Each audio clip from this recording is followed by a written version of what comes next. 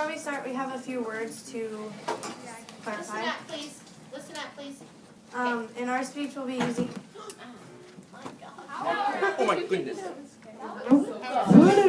So good. That's cool. When the TV turns Boys and girls, we need to get started. We're clarifying teen as a person from the age from 13 to 17, and a capital crime is murder.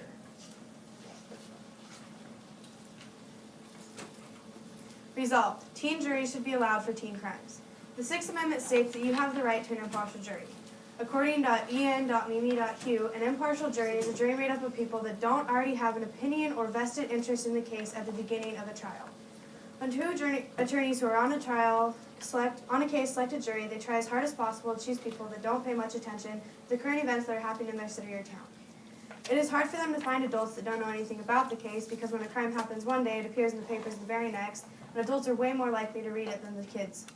We as parents and young adults all know that teens would prefer to watch dramas, some sports show, or even a comedy show instead of watching the half-hour newscast on Keeper about the robbery at the local grocery store, or read an article in the paper about the drive-by shooting that happened on Tuesday. Therefore, teens are perfect for jury duty. The Bend, Oregon Municipal Court has teenagers act as prosecutors, act as defense lawyers, act as jurors, and act as judges. This court is just like a normal court, just with teenagers. This court not only has the teenagers act as the jury, but as the judges and the lawyers. This has been going on for years, so why wouldn't it work in district court? According to www.co.collin.texas.usteen.court.com, Collin County, Texas has teen court. They're responsible for the administration of the countywide program designed for young people, giving them the opportunity to get involved and learn about county government. If teens are involved in the jury, they're way less likely to commit crime because they know the consequences. Schools aren't teaching civics as much as they used to. Children are the future for this country, and if they aren't as educated, they won't have the chance to be as interested in the subject like they do in math or science. Now that just doesn't seem fair. My esteemed colleague will probably point out that teens' minds aren't as developed as young adults and aren't old enough to be looking at case files of a graphic murder. But having teens in the jury for teen crimes doesn't mean that the jury has to be teens for every type of crime. Outlawing capital offenses is not a bad thing.